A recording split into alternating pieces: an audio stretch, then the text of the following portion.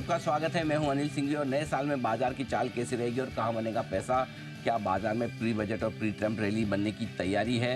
क्या नई ऊंचाइयां इस साल फिर से बाजार छुएंगे या रहेंगे दबाव में? गिरावट का डर खत्म हो चुका है या फिर अभी माहौल बनेगा मजबूत? एफआईज लौटेंगे या फिर जो है वो भी बेच जाएंगे?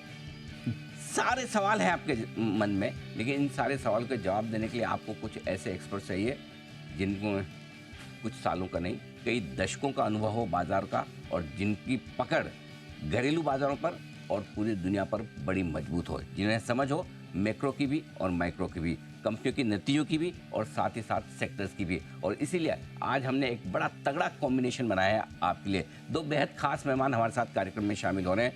मुंबई से यहाँ पर एमके वेंचर्स के फाउंडर मधु केला साहब हमारे साथ हमारे स्टूडियो में है और सिंगापुर से आप सबके चहेते हिलियोस कैपिटल के फाउंडर और फंड मैनेजर समीर अरोड़ा साहब है। एक की पूरी पकड़ हिंदुस्तान पे और एक की पूरी पकड़ सिंगापुर से दुनिया भर पे। तो आप दोनों का बहुत बहुत स्वागत है। आइए करते हैं शुरुआत मार्केट आउटलुक 2025, नए साल में नया हाई।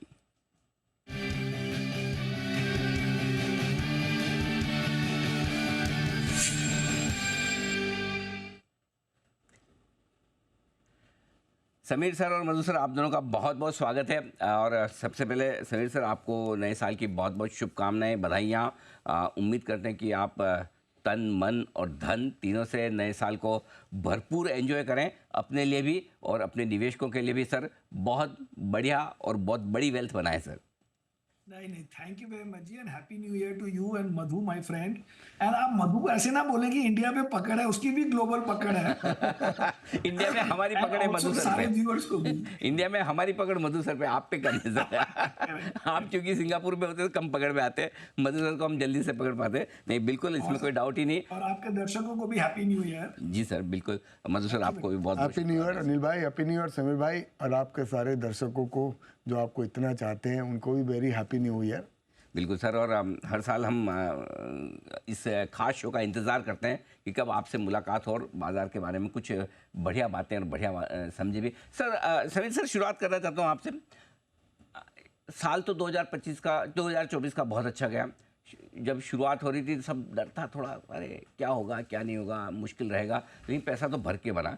आखिर में आते आते थोड़ा सा मूड माहौल बिगड़ा है। तो ये टेम्परेरी फेज़ है या थोड़ा लंबा चलने वाला है सर? 2025 में भी आगे बढ़ेगा या मूड ठीक हो जाएगा?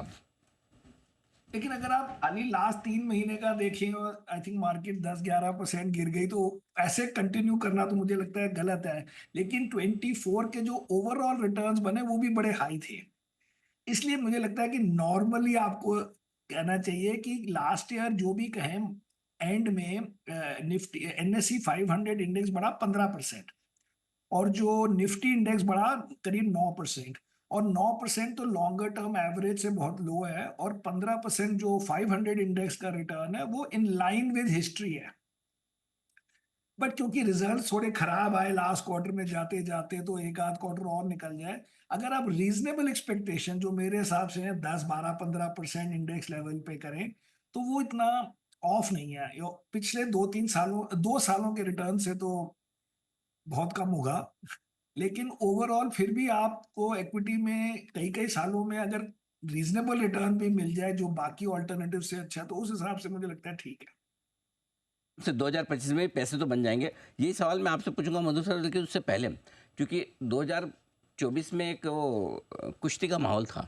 एक तरफ हमारे लोकल इन्वेस्टर्स, चाहे वो डायरेक्टली पैसा लगाएं या म्यूचुअल फंड के जरिए, दूसरी तरफ ग्लोबल इन्वेस्टर्स जो बेचकर निकले भी हैं। जो पैसा एसआईपी से आ रहा है 25-25 हज़ार करोड़ का, कई लोग बोलते हैं कि अब ये रिटेल आखिर में आता है, फिर इतना पैसा डालता है और फिर वहीं पे टॉप बनता है। क्या कहीं आपको यूफोरिया बबल इस तरह की सिचुएशन दिखती है रिटेल के पैसे को लेकर?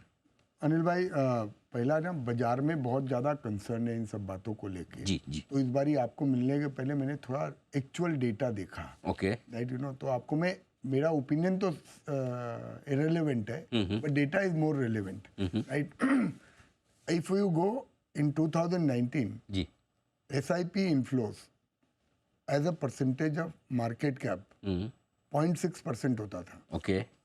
2024 में भी वो 0.6% ही है। सेम? हाँ, सेम है। अच्छा, परसेंटेज से देखें तो वही उसी से देखना पड़ेगा ना अनिल भाई। मैं बोलूंगा कि अगर सपोजिंग SIP का इनफ्लो 7,000 का 25,000 करोड़ हो गया। हाँ। अरे भाई जीडीपी भी बढ़ गई, मार्केट कैप भी बढ़ गया, लोग भी Correct. ज्यादा आ गए, तो पैसा तो ज्यादा आएगा ना। पॉइंट है सर। तो पहला पॉइंट ये है, as a percentage of GDP obviously वो 0.65 हुआ करता था, जो 0.65 का 0.85 हो गया है। सो ये see these numbers are big, ये बड़े नंबर है अनिल भाई, पर ऐसा कोई जो पब्लिक को लग रहा है नहीं बाप रे ऐसा यूफोरिया हो गया, पूरे हिंदुस्तान का पूरा पैसा सिर्फ इक्विटी में आ रहा है, वो मुझे कहीं दिखता नहीं है। ये मुझे कहीं दिखता है। दूसरा जो पॉइंट है दैट ये जो रिटेल इन्वेस्टर है, इक्विटी इंडिया में कभी एसेट क्लास था ही नहीं। सही बात अगर मैं प्री कोविड देखूं Correct. तो टोटल डीमैट अकाउंट सिर्फ 3.5 करोड़ थे। राइट। वो 3.5 करोड़ के 18.2 करोड़ हुए demat account. Individual investor less than 2 crore थे, जो 2 करोड़ के अभी 11 crore individual Investor. Unique demat account हुए। जी। तो अनिल भाई ये तो अगर अमेरिका की हिस्ट्री में भी जाके देखेंगे तो कभी तो उनकी लाइफ में भी ऐसा इवेंट हुआ होगा कि कोई एक asset class accepted asset class हो जाता है।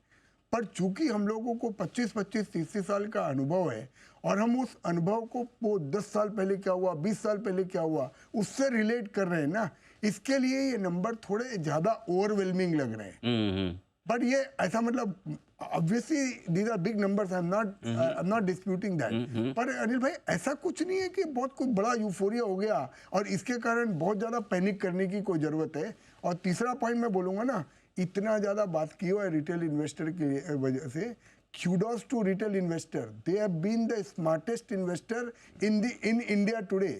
यस। और सबसे ज्यादा पैसा एक्चुअल रिटेल वालों ने ही कमाया है इस बार। हाँ, just to give an example, 2 रुपए में कोई सूद लोन किसी के घर में ही नहीं था, कोई FI स्मार्ट HNI के घर पे, Correct. वो कंपनी रिटेल इन्वेस्टर के पास ही थी। तो पैसा एक्चुअल रिटेल वालों ने कमाया और इसीलिए रिटेल वाले वापस आ रहे हैं। और इस बार टिके भी रहे।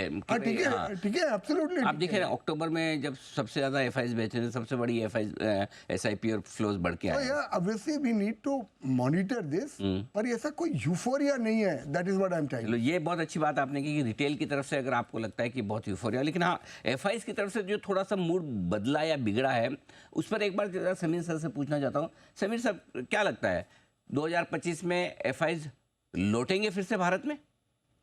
सो जी, बिफोर दैट, क्योंकि अब हम म्यूचुअल फंड बिजनेस में भी हैं, यूफोरिया इसलिए नहीं है कि आप कुछ भी रीजन दें कि चाहे सप्लाई बहुत ज्यादा थी, लेकिन अगर आप एक्चुअल रिटर्न देखें मार्केट के 3 साल 5 साल, वो नॉर्मल जो 15 साल के रिटर्न थे वही हैं एनुअलाइज्ड।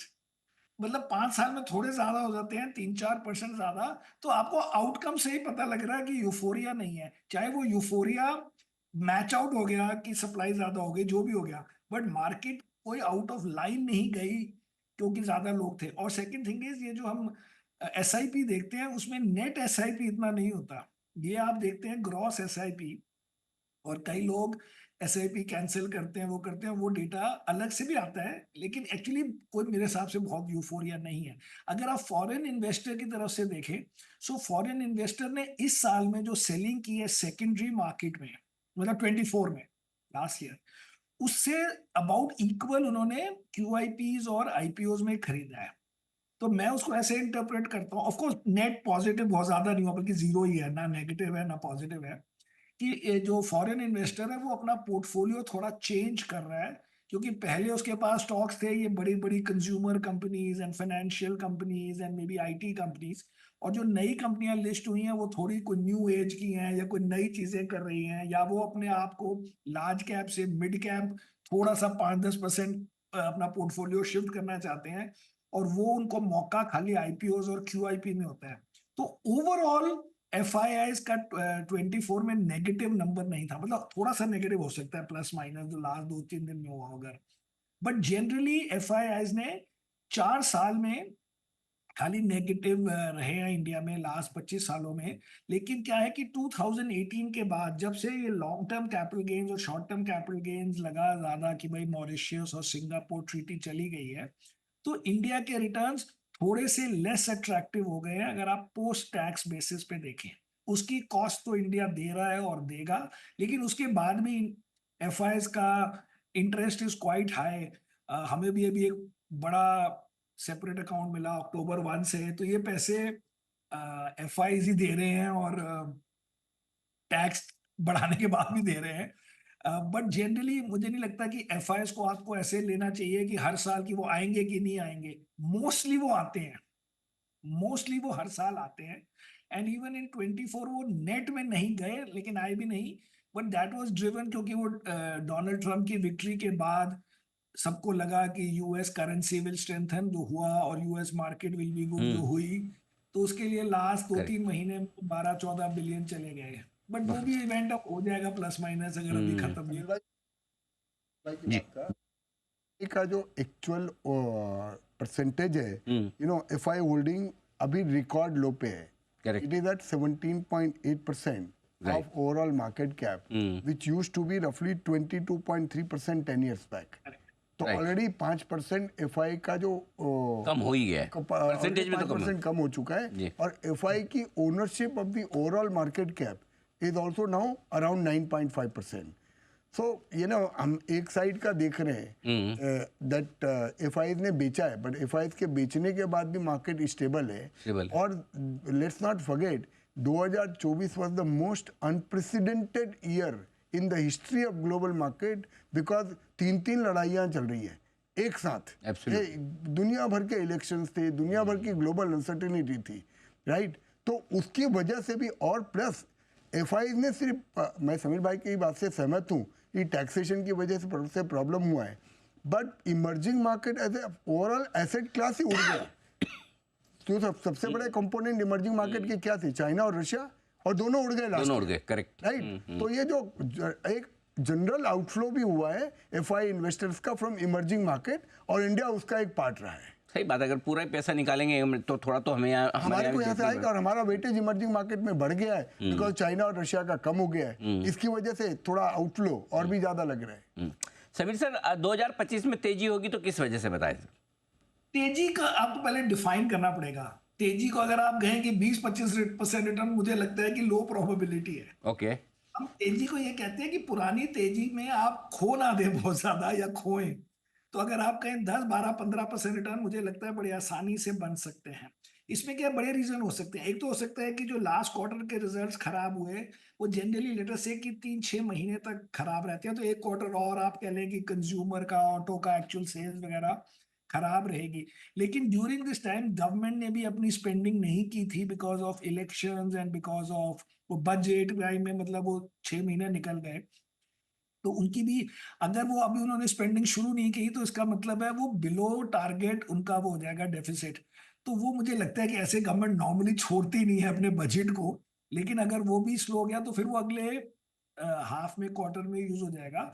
लेकिन नेक्स्ट 6-9 मंथ्स में एक तो इन्वेस्टिंग ज्यादा होगी, इन्वेस्टमेंट मतलब ज्यादा होगी गवर्नमेंट की। और फिर 3-4 महीने बाद आप पिछले साल के वो इलेक्शन वाले क्वार्टर्स वगैरह से कंपैरिजन शुरू कर देंगे, तो ईयर ऑन ईयर भी ठीक लगेगा। लेकिन पिक्चर स्टोरी है कि लास्ट 3 महीने में एफआईएस की जो सेलिंग हुई, क्योंकि आप देखिए सितंबर में बाइंग हुई थी कोई 10-8 बिलियन की, और फिर सडनली अक्टूबर में 10 बिलियन टाइप की, 12 बिलियन की सेलिंग हो गई, जो मुझे लगता है यूएस के इलेक्शन रिजल्ट्स के लिए बेटिंग हो रही थी। वो, या जो भी होगा, वो इशू भी या वो इवेंट भी खत्म हो गया, तो आप नॉर्मल उसमें चले गए। नॉर्मल उसमें ये है कि क्योंकि लास्ट 1 साल के रिटर्न को बहुत तोड़ फोड़ नहीं है हमारे, छोड़िए आप मार्केट की बात करते हैं, 500 index is the market as far as I am concerned. और 3 साल में भी ठीक नहीं है, 2 साल में अच्छे हैं। 3 साल में क्यों नहीं अच्छे? क्योंकि 22 भी नेगेटिव ईयर था मार्केट का हमारे, और उस दौरान 10% करेंसी भी गई थी उस साल, करेक्ट। तो इसलिए ओवरऑल को ऐसा नहीं किसी को लगता कि माय गॉड हमने 100% रिटर्न बना लिए। वो खाली मधु केला जी बनाते हैं, नॉर्मल बंदे नहीं बनाते। तो मधु सर से पूछता हूँ फिर, सर कहाँ बनाते हैं आप, और 2025 में कहाँ बनाएंगे ये बताइए। समीर सर कह रहे हैं आप नहीं, इसमें तो देखो सर, इसमें तो जो समीर सर ने बोला मैं पूरा एग्री करता हूँ, उसमें कोई डाउट ही नहीं है। वो आपका मिडास टच है, स्टॉक्स में तो लोग भाई लोग इंतजार करते हैं एम के मैं शेयर लेने के पहले आपको आके बता के जाता हूँ। बताया कि नहीं बताया, बताइए। नहीं। लिकर सेक्टर में अपन ने डिस्कस किया, सेक्टर अपन ने इंफ्रास्ट्रक्चर सेक्टर चिल्ला चिल्ला के बोला, रियल एस्टेट सेक्टर चिल्ला चिल्ला के बोला। ऐसा नहीं कि हम कोई सीक्रेट काम करते हैं, हम आपको बता के करते हैं। ये बात सही है, थीम्स जो आप पकड़ते हैं लाजवाब, इसमें कोई डाउट ही नहीं है। अभी अनिल भाई मुझे लगता है 2025 में मेरी तरफ से 3-4 चीजें हैं। एक ना, डेफिनेटली लास्ट 3-4 साल में एक्स्ट्राऑर्डिनरी रिटर्न बना है जी। तो मुझे लगता है कि भले वो मिड कैप में बना, स्मॉल कैप में बना, सब इन्वेस्टर्स का अच्छा पैसा बना है। मुझे लगता है पहली बात है कि आप इसको एक्स्ट्रापोलेट मत करो कि ऐसे ही दुनिया नहीं चलती रहेगी ना। अब कंपनी अगर 18-20% ROE कमाती है और हम 30% रिटर्न कमाएंगे तो या तो कंपनियां बेवकूफ़ है या हम बहुत ज़्यादा होशियार हैं, राइट। तो ये मुझे लगता है थोड़ा कहीं ना कहीं आपने को रिकंसाइल करना पड़ेगा। दूसरा मुझे लगता है कि वॉलेटिलिटी लास्ट 3-4 साल में बहुत लो थी, एकदम ट्रेंडिंग मार्केट था। Correct. मुझे लगता है इस बार वॉलेटिलिटी बढ़ेगी। ट्रम्प साहब भी आए, वो ट्वीट भी करेंगे तो काफी सारा थोड़ा माहौल वॉलेटाइल रहेगा। थोड़ा जियोपॉलिटिकल सिचुएशन भी, अगर आप चाइना के ऊपर टैरिफ लगाते हो तो उनका रिस्पॉन्स कैसे आता है, तो थोड़ा वॉलेटिलिटी ज्यादा रहेगा। तीसरा मुझे लगता है कि ये साल जो पूरा है ना, ये स्टॉक पिकर्स का मार्केट है। ओके। बेसिकली ये वॉलेटिलिटी में आप अपना काम एकदम करके रखें, आपको पता नहीं लगेगा कि बाई से सेल कब हो जाएगा और सेल से बाई कब हो जाएगा। Correct, right. क्योंकि अनिल भाई क्या है, कोई कंपनी हम देख रहे हैं, राइट, अभी 200 रुपए की 130 हो गई, तो 200 रुपए में हो सकता है सेल थी, 130 में हो जाए, हो सकता है बाई हो जावे। दोनों तरफ का माहौल मिलेगा। और बिकॉज और मैं आपको इतना बोल सकता हूँ, बहुत सारे लोग मेरे जो टीवी में भी लोगों को, मैं भी 2-4 लोगों को बात सुना, जनरल जो पब्लिक का परसेप्शन है कि बहुत बड़ा यूफोरिया हो गया है, बाजार कहीं बहुत ज़्यादा घट सकता है, वो मुझे नहीं लगता है। तो आपने डेटा इतना मजबूत दे दिया। और मैं आपको दूसरा बात बोलता हूँ कि देखो ये 18 करोड़ आदमी जो आ गए हैं ना, भैया बोलते थे राकेश भैया, सब नफे का दारू है। तो जब तक ये नफा चलता रहेगा ना, तब तक पब्लिक जाने वाली नहीं है यहाँ से। सही बात है। अब और जो पब्लिक ने पैसा बना लिया है, इतनी जल्दी कोई लोग जाने वाले नहीं है। सही बात। तो या तो कोई ग्लोबल ऐसा कोई बड़ा इवेंट हो जावे जिसमें पब्लिक का बहुत बड़ा नुकसान हो जावे, तब तो बात अलग है। पर मुझे ये लगता नहीं है कि ये एकदम कोई बहुत ज्यादा घबराने की बात है। एक और डेटा पॉइंट बोलता हूँ अनिल भाई, ये सबसे ज्यादा बड़ा इशुएंस का मार्केट में बहुत बात चल रही है कि बहुत ज्यादा इशुएंस आ गए। डेफिनेटली इशुएंस बहुत आए हैं, पर अगेन आपको बोलता हूँ, जब 2007-8 में मार्केट पीक हुआ था, उस समय total issuance was 2.4% of the GDP। अभी वो 1% है। तो अभी तो बहुत टाइम है। नहीं, अगेन वी डोंट वांट 2007-8 के जैसा यूफोरिया, पर मैं बोल रहा हूँ यूफोरिया होने में बहुत टाइम है। कॉन्टेक्स्ट की वो बहुत दूर है। तो मुझे लगता है 2025 का साल इंटरेस्टिंग रहेगा। बहुत सारे लोग एडवोकेट कर रहे हैं कि सिर्फ लार्ज कैप देखो, मैं उनमें से नहीं हूँ। मैं बोल रहा हूँ कीप अपने को large cap, mid cap, small cap, अपने को क्या लेना देना कोई कैप से। नहीं सर, वो तो आपने को लेना देना है रिस्क रिवार्ड से। आपने लास्ट बोला कि स्टॉक पिकर्स का मार्केट, स्टॉक पिकर्स का मार्केट, समीर सर ने सही बोला है, आप ही का मार्केट है 2025 में। तो समीर सर का सवाल का जवाब ये आया नहीं। तो 2025 में आप क्या खरीदेंगे, ये बताइए सर। नहीं, अब मैं बोला ना आपको बताएंगे, पहले मैं बिग पिक्चर बात करता हूँ। जी जी। कि इतनी रिसर्च करने की जरूरत ही नहीं है जितनी मधु जी कर रहे हैं कि ये यूफोरिया हुआ है कि नहीं हुआ। आप सिंपल देखें कि पिछले 3 जो बुल रन हुए, जिसके बाद क्रैश हुए, उन सालों में रिटर्न क्या था। तो 91 में मार्केट अब थी कोई 60%, राइट। 99 में थी कोई 80% या 70% उस साल में। फिर 2007 में भी अब थी कोई 70%। तब आदमी कह सकता है कि मार्केट वर्टिकल राइज हो गया है, बहुत ज्यादा हो गया है। देन आप बाकी चीजों से जोड़े कि 1 साल में ऐसे कैसे हो गया, ये हो गया। आप 3 साल में इंडेक्स को 50% नहीं बढ़ाया अभी तक हमने। ठीक बात है। तो ये यूफोरिया का तो आंसर ही मिल गया कि नहीं है यूफोरिया उस हिसाब से। समीर भाई तो इसमें एक और इम्पोर्टेंट पॉइंट है कि जो भी यूफोरिया है नहीं है, उसमें एज आई सेड FII था नहीं, क्योंकि 22 में नेगेटिव था और लास्ट ईयर 0 था। लेकिन नॉर्मली ऐसे नहीं होता। आप 25 साल में देखें, टोटल 4 साल में ही नेगेटिव रिटर्न हुआ है। तो नॉर्मल आप सोचेंगे 10-20 बिलियन तो डाल देते हैं नॉर्मली। अगर थोड़ी सी भी नॉर्मल हुई तो उनका वापस आना जायज है। तो इसलिए ओवरऑल कोई उस हिसाब से मैं नेगेटिव नहीं हूं। बट मैं ऑब्वियसली यही कह रहे हैं सब कि भाई आप पुराने जो रिटर्न 3-4 साल के हुए हैं 25-25%, जैसे हमारा फंड हुआ पता नहीं 27-28% बढ़ गया, ऐसे रिटर्न्स हर साल एक्सपेक्ट करना ठीक बात, अनरीजनेबल है। उतने नहीं बनेंगे सर। फटाफट कोई थीम्स आपको फिर पसंद मैं हो? बताता हूँ समीर भाई का जो एक बार समीर भाई के साथ आने का ना बड़ा एडवांटेज है कि हम तो रिसर्च करके आते हैं, वो तो ऐसे ही बोलते हैं राइट। तो उन्होंने कितना अच्छा डेटा पॉइंट बोल दिया, देखो क्योंकि लास्ट ईयर रिटर्न ही नहीं आया, सही बात तो है। डेटा खोजने की किस चीज़ जरूरत की ही है? नहीं सही बात, नहीं नहीं ठीक बात है। It's a good point. So हाँ जी हाँ, आपकी पसंदीदा थीम्स क्या है 2025 के लिए? सर, अभी थीम से ज्यादा मैं बोलूंगा अनिल भाई, अपन इंडिविजुअल स्टॉक के ऊपर बात करते हैं, ओके। इंडिविजुअल कंपनीज के ऊपर बात करते हैं। सबसे बड़ी थीम है कि आपका रिसर्च करने का टाइम, आपका शेयर लेने का टाइम अलग होना चाहिए। ओके। जिस दिन आपने रिसर्च कर ली उसी दिन जाके शेयर खरीदने की जरूरत नहीं है। पढ़ के तैयार रहो, पढ़ के तैयार एग्जाम के रखो, दिन ही। मार्केट के ऊपर भरोसा रखो, वॉलेटिलिटी के ऊपर भरोसा रखो। 2025 वॉलेटाइल होगा और वो वॉलेटिलिटी में शेयर लेने का मौका आपको मिलेगा पक्का, बिल्कुल ठीक बात। राइट। तो कोई कुछ भी समझा देवे, बहुत सेम सही डे जिस दिन आपको आइडिया मिला ना उसी के दिन, ऐसा नहीं है कि कल निकल जाएगा ये आइडिया, तो आप अपना काम पूरा करके रखो, मार्केट के वॉलेटाइल में एंट्री पॉइंट जरूर आपको मिलेगा। करेक्ट। दूसरा जो है अनिल भाई, मैं 100% एक बात बोलना चाहूँगा, ऐसा नहीं है कि यूफोरिया बिल्कुल नहीं है।